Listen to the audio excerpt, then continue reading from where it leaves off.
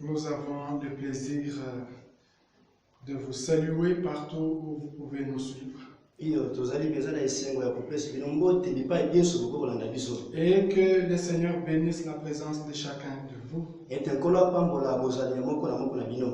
nous vous souhaitons une bonne écoute de cette prédication que vous allez suivre. Alors que nous allons parler d'un sujet, il est aussi important dans la marche d'un chrétien. Pourquoi? Parce que nous allons aborder l'état des croyants dans ces temps de la fin. Mais vous allez voir que cela a toujours été selon tous les âges. Notre prédication va s'intituler Un procès contre Dieu et sa parole. Un procès contre Dieu et sa parole. Ses promesses. Parce que sa parole contient des promesses. Alors nous prendrons cette parole dans le livre de Marc chapitre 16. Sur lequel nous parlerons de ce procès. Marc chapitre 16 du verset 9 au verset 20.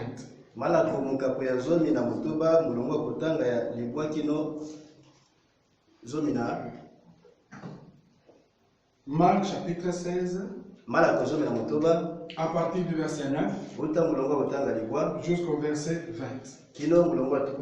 Mais avant de lire, nous allons remettre toutes choses entre les mains du Seigneur et inviter sa présence afin qu'il nous donne l'onction et l'inspiration.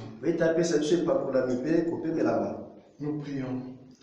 Alors que nous inclinons nos têtes, notre Père Céleste, nous voici en ta présence, où nous voulons parler de ta part. Nous te remettons ces instants entre tes saintes mains. Soit celui qui nous inspire, soit celui qui nous oint, soit celui qui nous conduit et qui prend également la parole comme elle est une bonne semence et la dirige vers une bonne terre où elle peut germer et pousser, croître et donner une bonne récolte à ta gloire. Circoncis nos cœurs, circoncis nos âmes, circoncis nos lèvres. Bénis chacun de nous. Bénis-moi. Bénis l'interprète. Bénis les auditeurs. Bénis les techniciens. Qui feront que cette parole soit propagée à travers le monde. Bénis tous ceux qui vont suivre cela. Accorde que cela soit une bonne terre qui recevra ta bonne semence. S'il y en a qui sont malades, par ta parole, guéris-les au nom puissant de Jésus. S'il y en a qui sont enchaînés par le péché, par la puissance de l'ennemi, la puissance des ténèbres, délivre-les au nom de Jésus-Christ.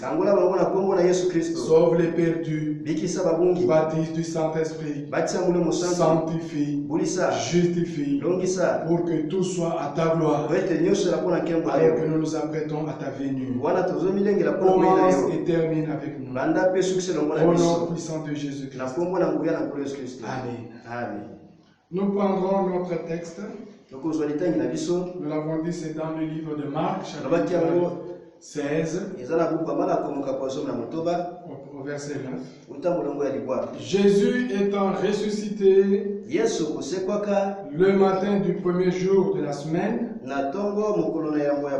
apparut d'abord à Marie de Magdala, de laquelle il avait chassé ses démons.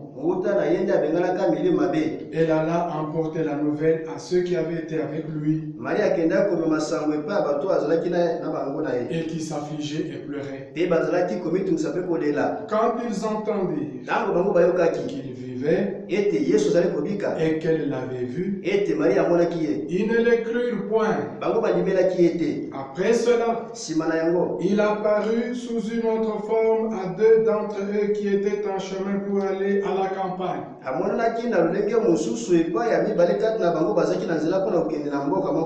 Ils rêvèrent l'annoncer aux autres qui ne les crurent pas non plus. Enfin, il apparut aux 11 pendant qu'ils étaient à table.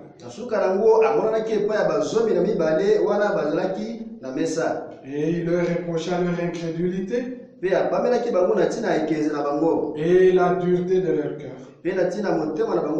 parce qu'ils n'avaient pas cru ce qu'il avait vu ressusciter. Puis il leur dit, allez par tout le monde et prêchez la bonne nouvelle à toute la création. Celui qui croira et qui sera baptisé sera sauvé. Mais celui qui ne croira pas sera condamné. Voici les miracles qui accompagneront ceux qui auront cru. À mon nom, ils chasseront les démons. Ils parleront de nouvelles langues. Ils saisiront des serpents. S'ils boivent quelques breuvages mortels, il ne leur fera point de mal. Ils imposeront les mains aux malades et les malades seront guéris. Le Seigneur, après leur avoir parlé, fut enlevé au ciel et il s'assit à la droite de Dieu. Et ils s'en allèrent prêcher partout.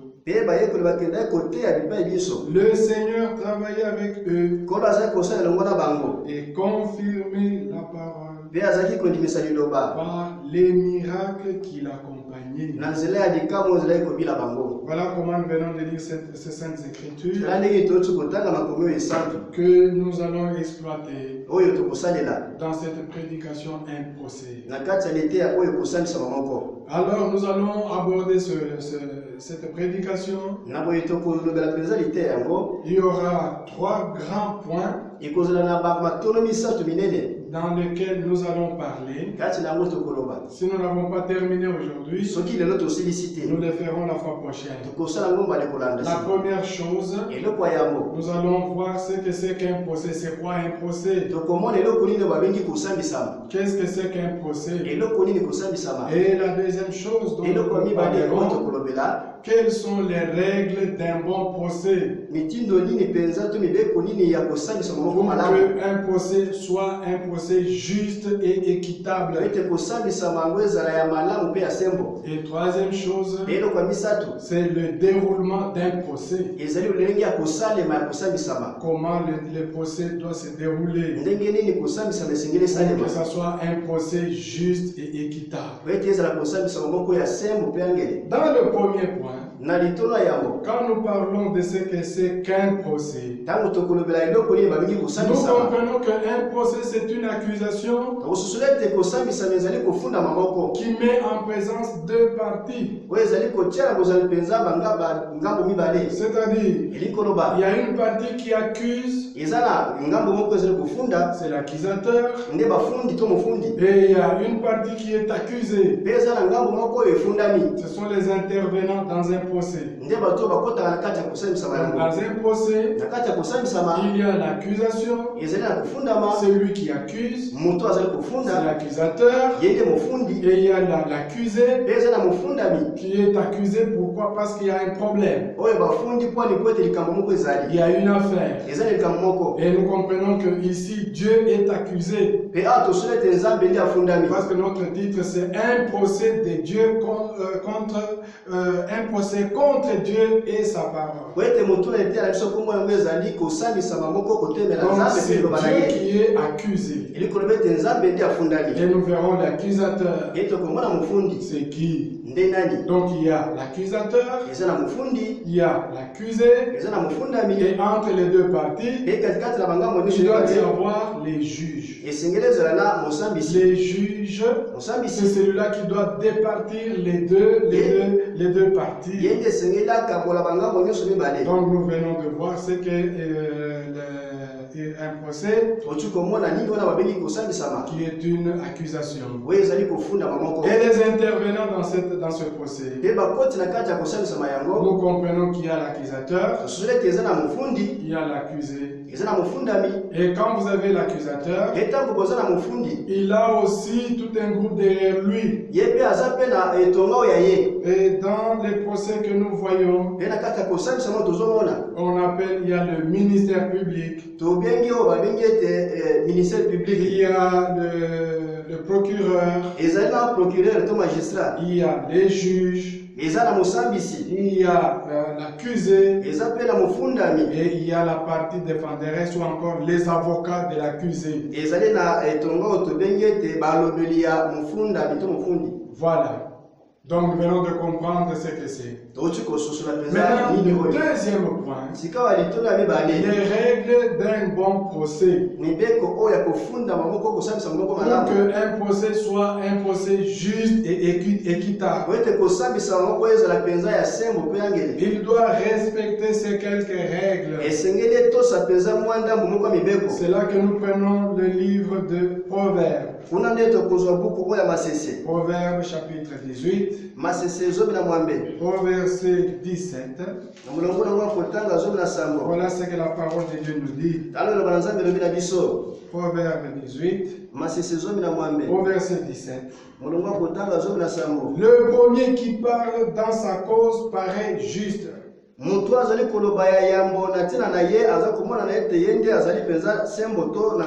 Vient sa partie adverse. Et on l'examine. Voilà la première règle. C'est quoi? Quand quelqu'un est accusé, quand il y a un accusateur, il essaye de parler, et dans tout ce qu'il parle, il va donner l'impression que c'est lui qui a raison. À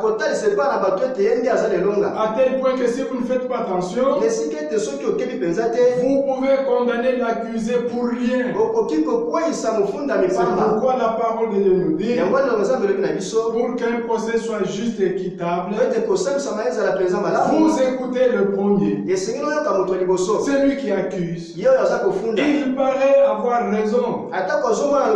Il paraît juste. Mais n'allez pas vite dans la condamnation.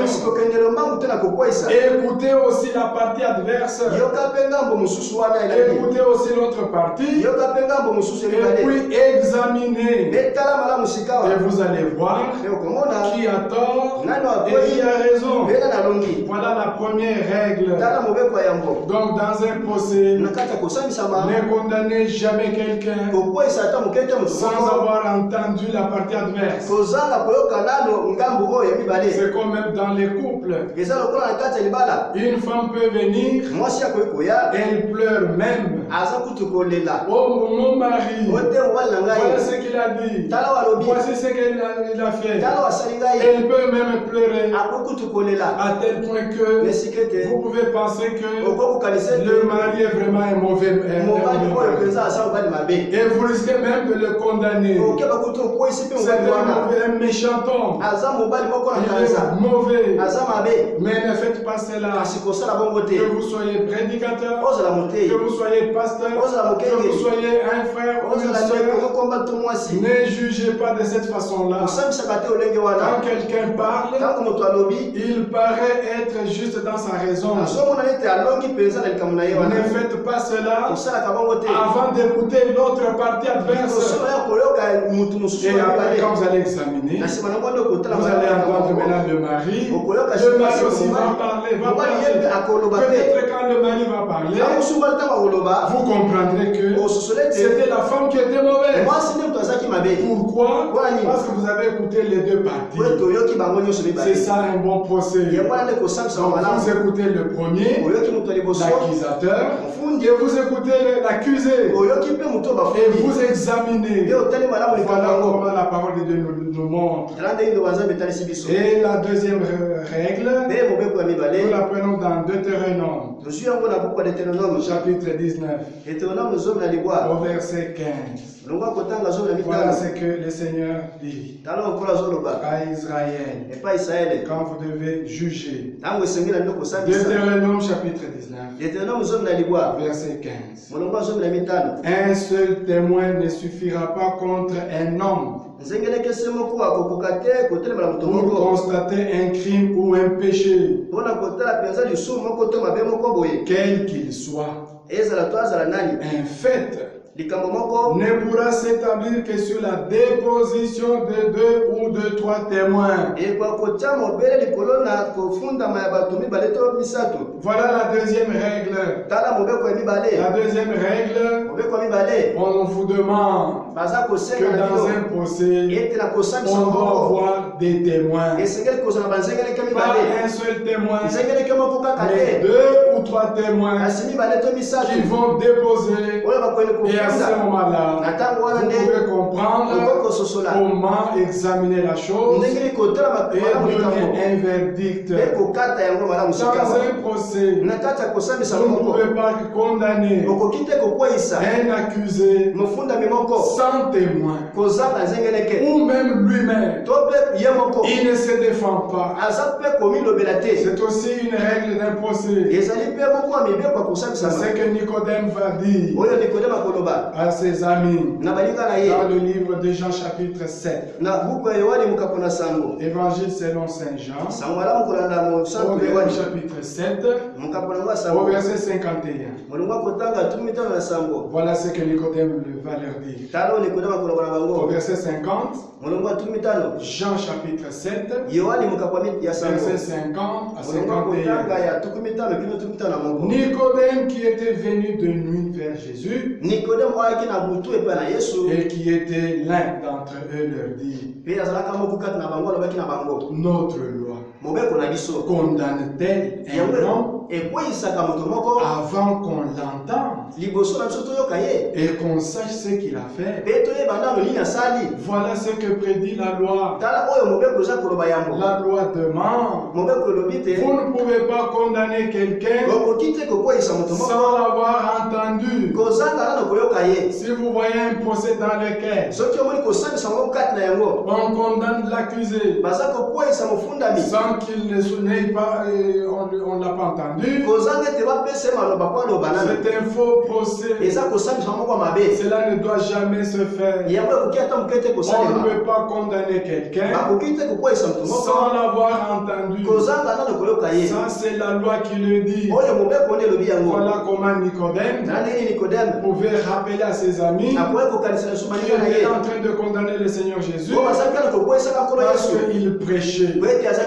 Alors il pouvait leur dire: ne faites pas cela.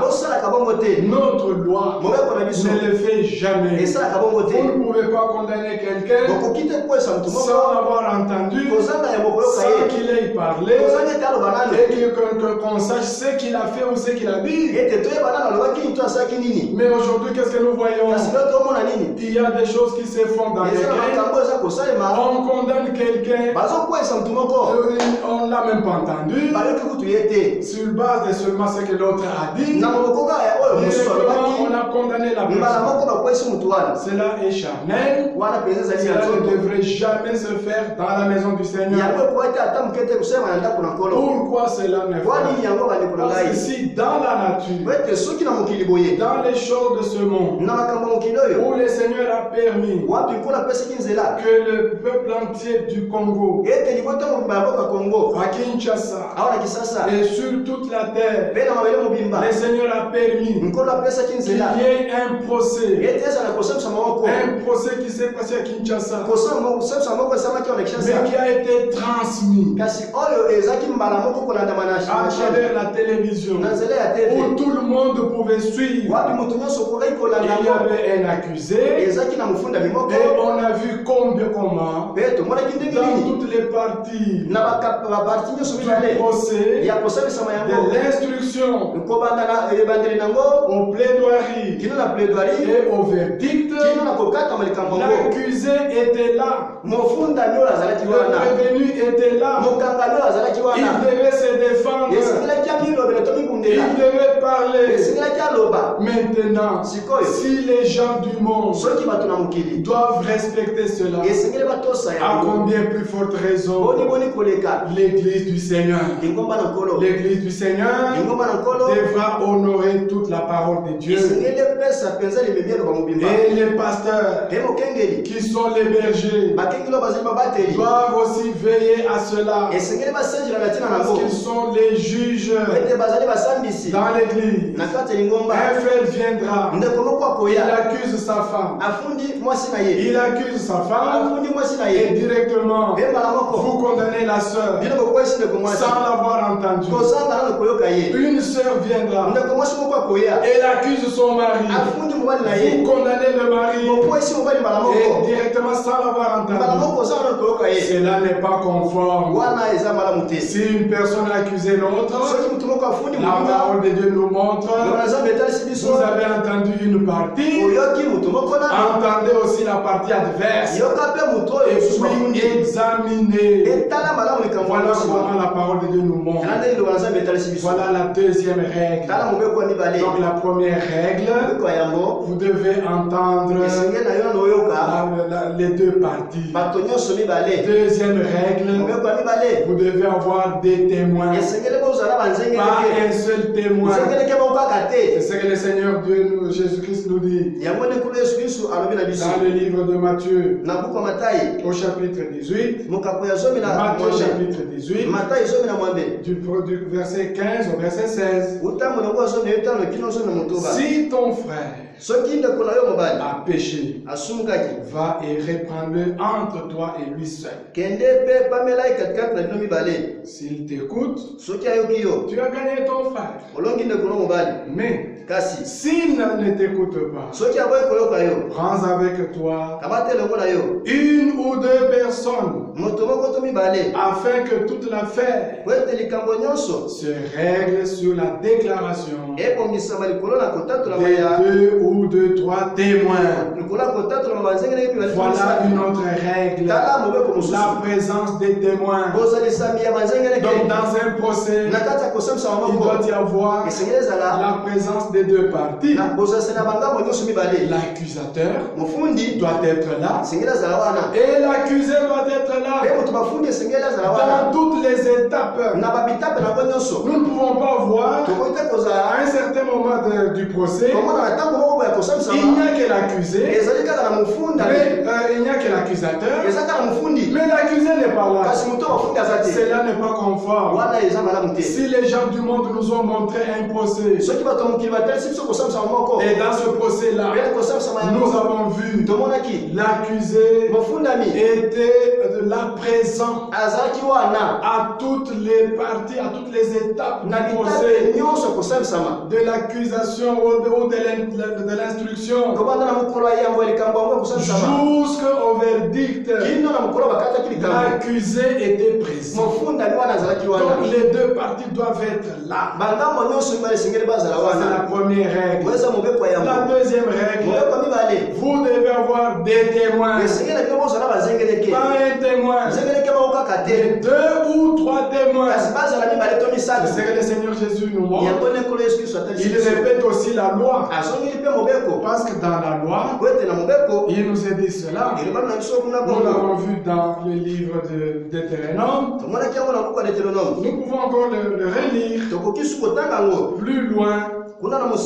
encore le prendre dans Deutéronome, chapitre 17 cette fois-ci. Deutéronome, chapitre 17, au verset 5. Alors, tu feras venir à tes portes l'homme ou la femme qui sera coupable. Donc l'accusé, vous allez l'amener. Une femme ou un homme qui est coupable de cette mauvaise action. Tu lapideras ou puniras de mort cet homme ou cette femme. Mais avant de les lapider, c'est lui qui mérite la mort sera exécuté sur la déposition de 2 ou de 3 témoins. Voilà ce que disait la loi. La loi est obligée que dans un procès, qu'il y ait l'accusateur, qu'il y ait l'accusé et qu'il y ait des témoins. 2 ou 3 témoins. Et il continue pour dire, il ne sera pas mis à mort sur la déposition d'un seul témoin. Jamais. Donc un témoin ne suffit pas. Pour condamner quelqu'un, il faudra 2 ou 3 témoins. Et le frère Branham nous précise que ces témoins-là doivent être des témoins indépendants. Ça doit être des témoins qui se sont concertés. Ça doit être des témoins indépendants. Et il va encore plus loin. Ces témoins-là doivent jurer. Comme nous l'avons vu dans ce procès que nous avons suivi. Où les témoins, ils se présentaient chacun. Il déclinait son identité. Il déclinait même l'identité de ses parents. Il pouvait même dire, le père est encore en vie. La mère est déjà décédée. Ou encore ils sont tous deux en vie. Et il pouvait même donner son âge. Je suis né de telle date, à tel endroit.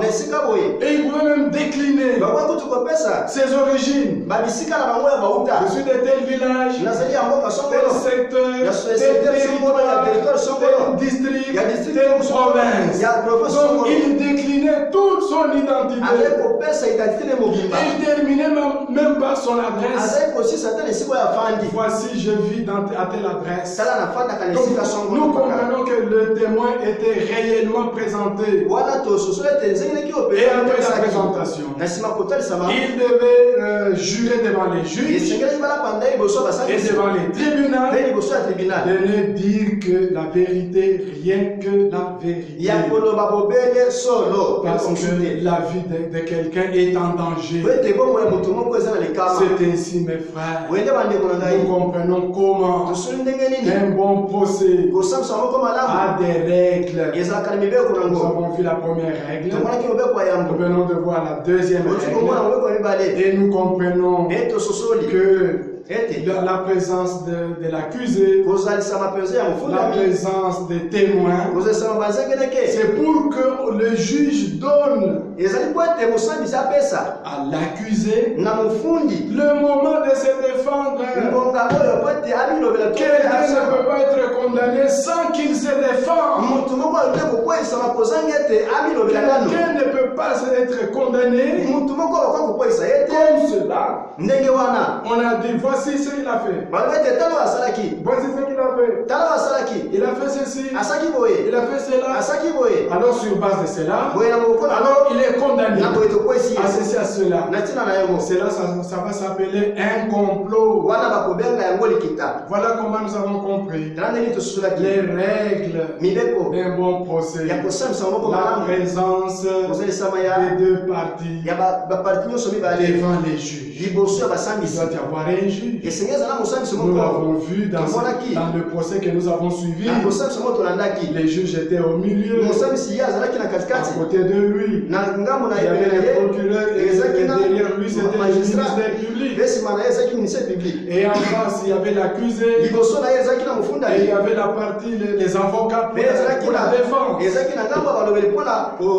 défense. Voilà un procès que nous avons vu.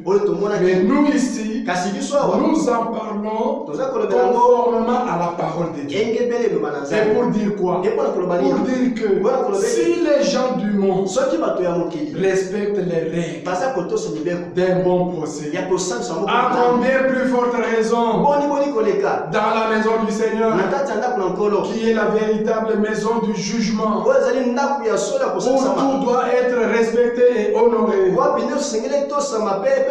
Et nous avons compris la troisième règle, le verdict ou la sentence doit avoir sa part quelque part. Ça ne doit pas être de l'arbitraire. Dans le procès que nous avons vu, nous avons compris que sur base de la Constitution, sur base du code pénal et d'autres lois, l'accusé a été condamné à autant de ceci, à autant de cela. Ce n'était pas de l'invention du juge. Non, il s'est fait au code. Et nous aussi, dans la maison du Seigneur, nous avons un code. Nous avons notre constitution. Et la constitution et notre code, c'est la parole de Dieu, qui est la Bible. C'est ainsi, dans nos jugements, nous pouvons donner la sentence, ni le verdict, selon nos pensées. Non, cela doit être conforme à notre code, qui est la Bible. C'est la Bible qui doit décider, c'est la Bible qui doit donner ce que nous devons donner comme verdict. Et quand on a donné le verdict, l'accusé était là.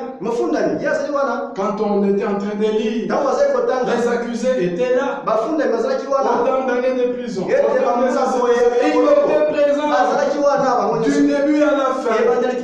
Voilà ce que doit être un procès.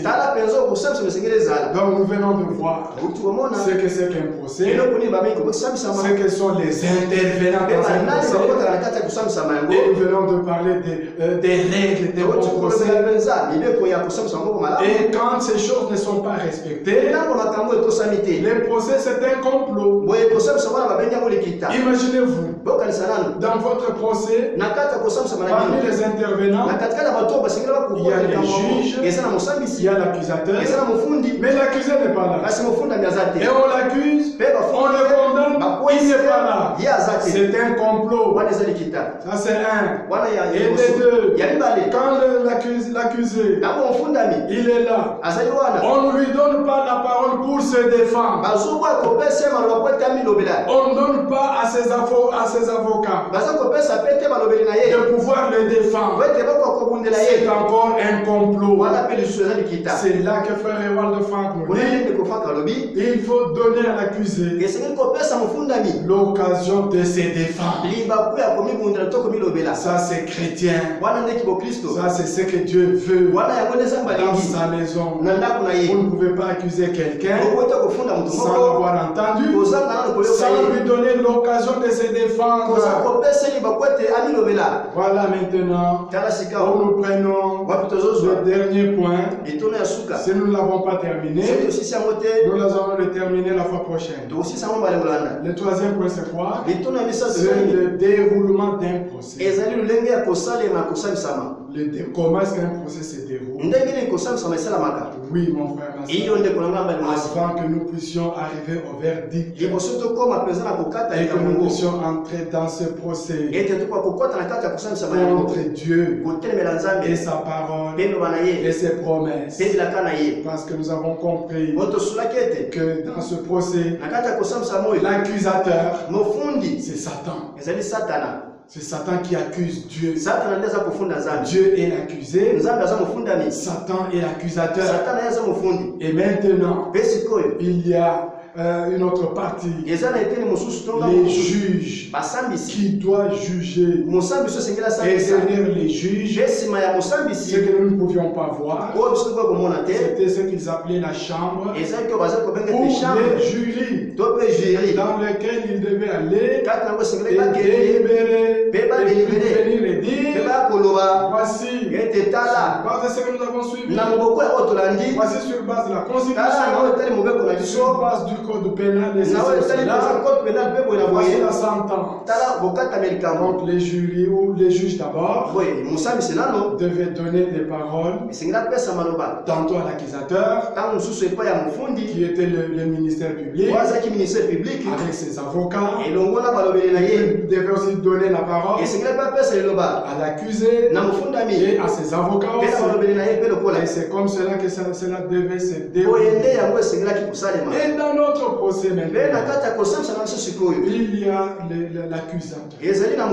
Satan accuse Dieu. Quelle est l'accusation que Satan porte contre Dieu? Satan est en train de dire, il accuse Dieu que Dieu n'a jamais tenu sa parole. Dieu n'a jamais honoré sa parole. Dieu n'a jamais été fidèle à sa parole. Dieu n'a jamais tenu sa parole. Voilà ce que l'accusation. Donc Satan accuse Dieu de ne pas tenir sa parole, de ne pas tenir ses promesses, de ne pas respecter ses promesses. Pourtant c'est lui qui les a prononcées, c'est lui qui les habite, mais il ne sait pas les tenir. Voilà l'accusation. Et il va amener ses témoins. Les témoins qu'il va appeler. Il va appeler 3 témoins. Le premier témoin, il s'appelle Monsieur l'Incroyant. Monsieur l'Incroyant. Il va amener un témoignage pour dire réellement, moi je suis témoin de ce que Satan est en train de dire. Dieu ne tient pas ses promesses. Ce que nous venons de lire dans Matthieu, Marc chapitre 16 là, du verset 9 au verset 20, où le Seigneur est en train de dire, allez prêcher la bonne nouvelle à toute la création. Celui qui croira et qui sera baptisé sera sauvé.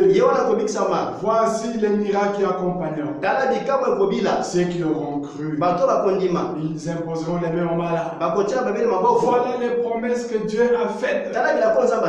Monsieur l'incroyant, qui est le témoin de Satan, va donner son témoignage. Nous allons suivre cela.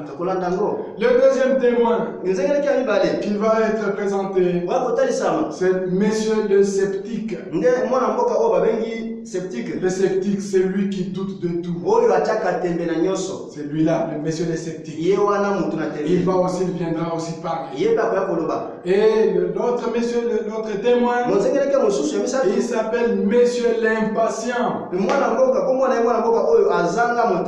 Toutefois, il y a beaucoup de témoins, mais nous n'avons pu que prendre les 3 là-bas pour aller de l'avant. Donc il y a Monsieur l'incroyant, Monsieur le sceptique, Monsieur l'impatient.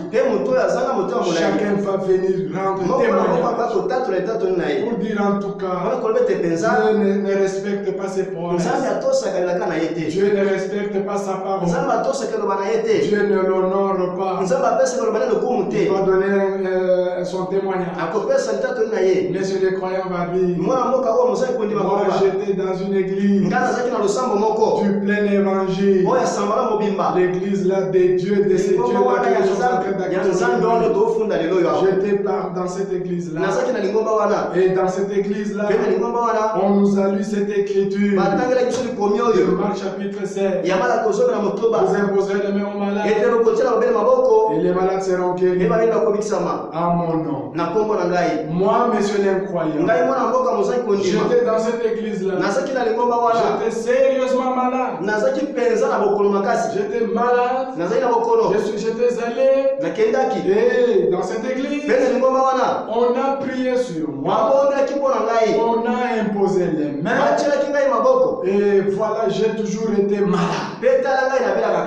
Voici, je n'ai pas vu la guérison dont Dieu parle. Je n'ai pas vu cette guérison. Je suis malade. Voilà comment c'est Dieu-là. Il ne tient pas ses promesses. Il ne tient pas sa parole. Il ne l'accomplit pas. Il dit les choses et il ne sait pas les accomplir. Alors, Satan a raison de l'accuser. Vraiment, il n'honore pas sa parole. Il n'honore pas ses promesses. Il ne les accomplit pas. Voilà, moi-même j'étais là. Et j'ai rendu témoignage. Et voilà. Après on va dire, bon, nous avons écouté. Et vous comprenez que jusqu'à ce niveau-là, l'accusé n'est pas condamné. Même si tous les témoins de l'accusateur peuvent passer jusque-là, l'accusé ne peut pas être condamné. Si vous le faites, c'est un complot contre l'accusé. Ainsi, le deuxième témoin de Satan, il se met debout. Monsieur le sceptique vient. Il arrive. Il se présente. Et il dit, moi j'étais malade. Si monsieur l'incroyant, lui il a parlé de Marc chapitre 16. Marc 16 qui dit que la guérison c'est pas sur base de l'imposition des mains. Vous imposerez les mains aux malades et les malades seront guéris. Moi, monsieur le sceptique, le deuxième témoin, il va prendre la promesse qui est dans le livre de Jacques au chapitre 5 au verset 14. Que dit Jacques dans son livre? Jacques dit ceci. Jacques chapitre 5 verset 14. Quelqu'un parmi vous est-il malade? Qu'il appelle les anciens de l'église et que les anciens prient pour lui en loignant d'huile au nom du Seigneur. La prière de la foi sauvera le malade et le Seigneur le relèvera. Et s'il a commis des péchés, il lui sera pardonné. Voilà ce que monsieur le sceptique a pris. La guérison qui vient après la prière et l'onction d'huile. L'incroyant lui avait pris Marc 16. La guérison qui parle de l'imposition des mains. Monsieur le sceptique dit, j'étais malade. J'étais sérieusement malade. Je suis allé dans cette église du plein évangile. Et le pasteur m'a lu ce passage de Jacques chapitre 5. Il a prié sur moi. Il m'a oint de l'huile. Il m'a oint d'huile. Mais voici jusqu'aujourd'hui, je suis toujours malade. Donc Dieu n'accomplit pas ses promesses. Dieu ne tient pas ses promesses. Dieu ne respecte pas sa parole. Alors l'accusateur, Satan, a raison de l'accuser. Vous les juges, vous devez en tout cas condamner Dieu. Il n'honore pas sa parole. Il ne respecte pas sa parole. Il ne tient pas sa parole. Voilà le deuxième témoin. Il a témoigné. Il est descendu. Il est allé. Satan a dit, attendez, on a parlé de 2 ou de 3 témoins. Je vais vous amener un homme. Monsieur l'impatient, alors monsieur l'impatient va venir aussi avec une écriture dans le livre de Marc au chapitre 11. Voilà ce que l'écriture qu'il va présenter. Marc chapitre 11 au verset 23 et verset 24. Marc chapitre 11 au verset 23 et verset 24. Je vous le dis en vérité, si quelqu'un dit à cette montagne, ôte-toi de là et jette-toi dans la mer, et s'il n'est toutefois en son cœur, mais croit que ce qu'il dit arrive, il le verra s'accomplir. C'est pourquoi je vous dis, tout ce que vous demanderez en priant, croyez que vous l'avez reçu et vous le verrez s'accomplir. Voilà cette écriture que monsieur l'impatient a prise pour accuser Dieu. Pour dire quoi? Dieu a dit dans sa parole, tout ce que vous demanderez en priant, croyez que vous l'avez reçu et vous le verrez s'accomplir. Moi tel que je suis estropié, je suis boiteux. Je suis allé dans cette église-là, dans le plein évangile. Arrivé là, on m'a lu cette écriture. On a prié sur moi. Jusqu'aujourd'hui, je suis toujours infirme. Voilà que cet homme, l'accusateur, a raison. Dieu n'honore pas sa parole. Oui, mes frères, mes soeurs, est-ce que Dieu n'honore pas sa parole? C'est là que nous allons nous arrêter aujourd'hui. Dans ce déroulement du procès, nous avons compris que l'accusateur a posé son problème, a posé l'accusation, et il a amené ses témoins. Les témoins ont parlé.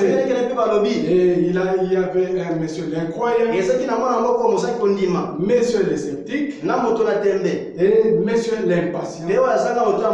Mais n'oubliez pas ceci.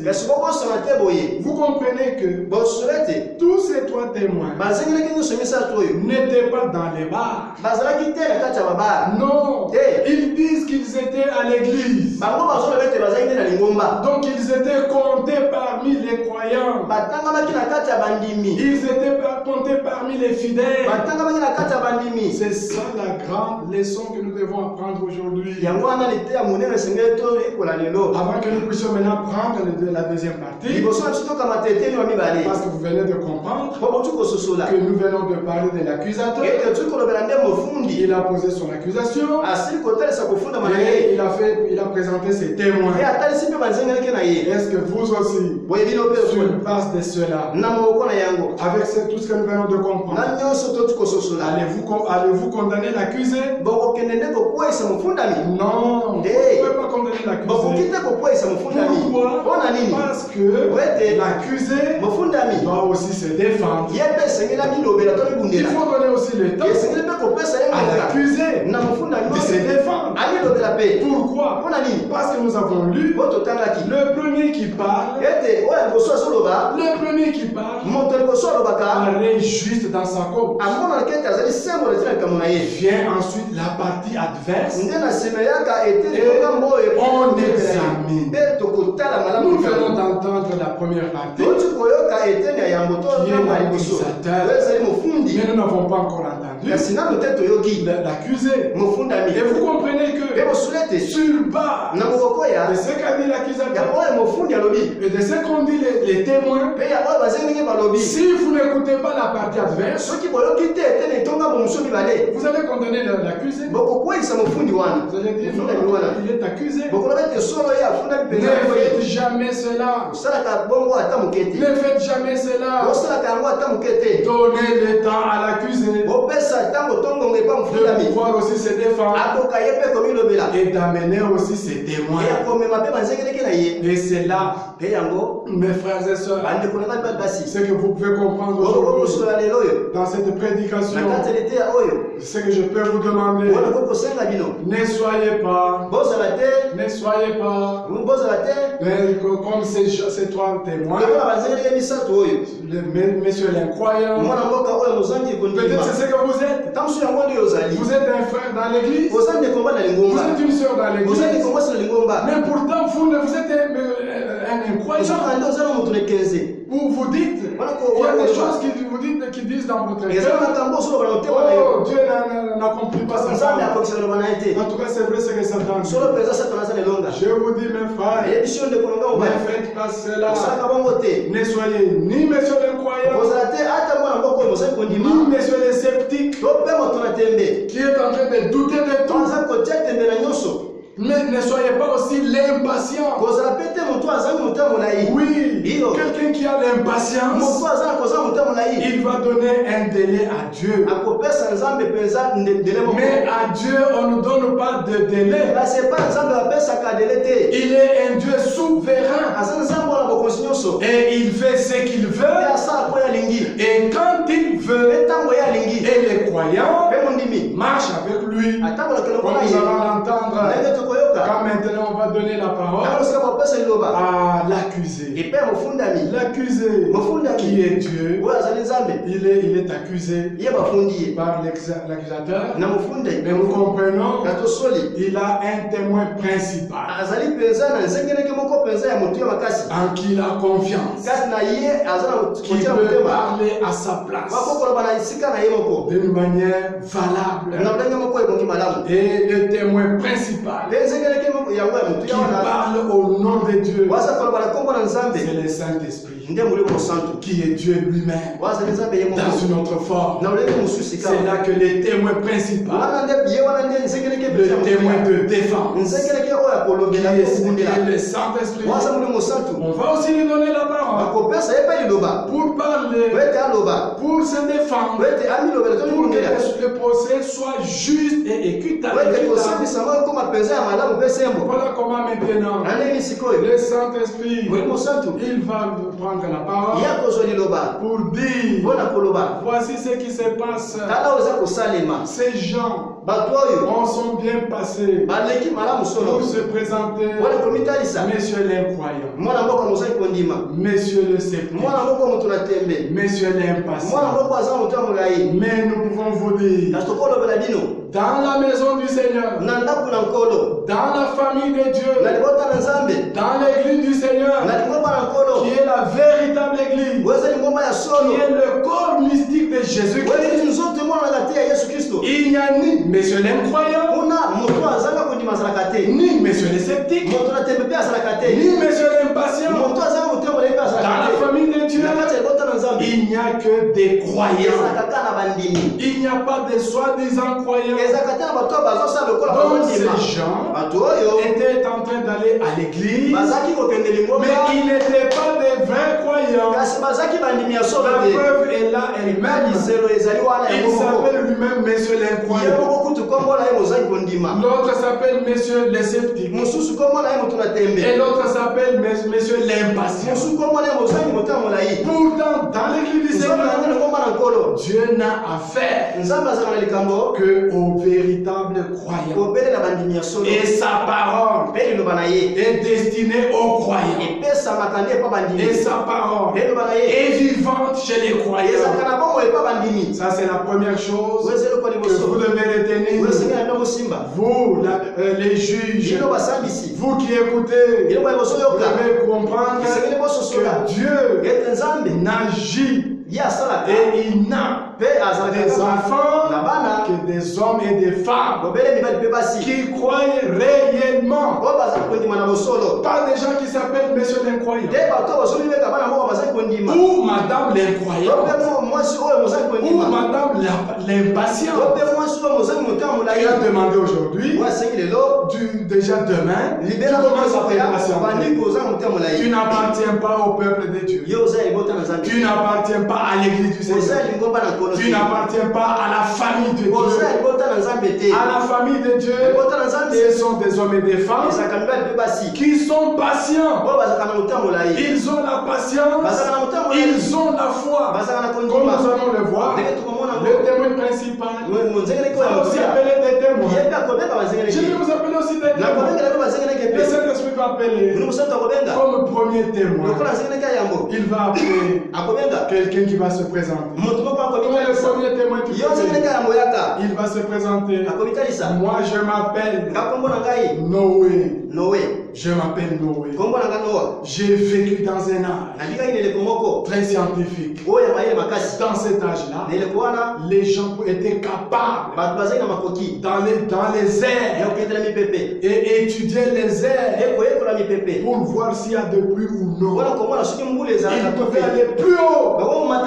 Ils pouvaient faire de grandes études et revenir et pour nous montrer ce qui devait se passer. Et dans mon âge, moi Noé, Dieu m'a parlé. C'est Dieu dont nous pouvons parler. Dieu m'a parlé. Il m'a dit, Noé, fais-toi une arche. Quand tu vas te faire une arche, pourquoi tu vas te faire une arche? Parce que je vais détruire la terre. La terre, elle est condamnée. Il y a plus de violence. La violence était pleine. La méchanceté était pleine. C'était comme aujourd'hui. Les gens peuvent décapiter les autres sans aucune pitié. Quelqu'un peut violer un bébé de 8 mois sans aucune pitié. La violence était grande sur la terre. En ce temps-là de Noé. Et qu'est-ce qui s'est passé en ce temps-là? Dieu a parlé à Noé. Et Noé a entendu la parole. Il a cru à la parole de Dieu. À cette parole de Dieu. Il a dit, même si vous vous dites que là dans le ciel, il n'y a pas de pluie, il n'y a pas d'eau, mais celui qui m'a parlé n'a jamais menti. Sa parole a toujours été accomplie. Comme il m'a parlé de la pluie, moi j'ai fait l'arche. Voilà un croyant. Un croyant est là. Un croyant croit la parole de Dieu. Quand bien même toute la population à côté de lui est en train de croire autre chose. Les croyants demeurent attachés à ce que Dieu dit. Et il sait que Dieu est fidèle. Et il accomplira sa parole. Voilà comment le premier témoin qui a été appelé, il a rendu témoignage dans son temps. Il pouvait dire, vous savez que dans mon temps, j'ai vu ces messieurs l'impatients, j'ai vu ces messieurs l'incroyant, j'ai vu ces messieurs les sceptiques. Ils sont venus me dire, ce que tu crois là-bas ne se fera pas. Mais moi je suis resté fidèle. Un jour, je suis entré dans l'arche, Dieu a fermé. Et puis quand il a fermé, qu'est-ce qui s'est passé? J'ai attendu. Et un peu, quelques temps après, la pluie est venue. Un grand déluge. Il est tombé et il a détruit tous ces incroyants. Ces messieurs incroyants, ces messieurs incroyants, tous ils ont été détruits. Et moi j'ai été sauvé. Dans l'arche où j'étais avec toute ma famille. Pourquoi? Parce que nous avions cru à la parole de Dieu. Dieu ne mange jamais ça. Dieu tient toujours sa parole. Dieu accomplit toujours sa parole. Pourquoi? Ce qu'il demande à ses enfants, c'est la foi, la patience, la tempérance, savoir que Dieu n'a jamais menti, Dieu ne mentira jamais. Il demeure toujours fidèle. Jusque-là, nous n'avons pas encore donné le verdict. Parce que je vais vous présenter qui est juge.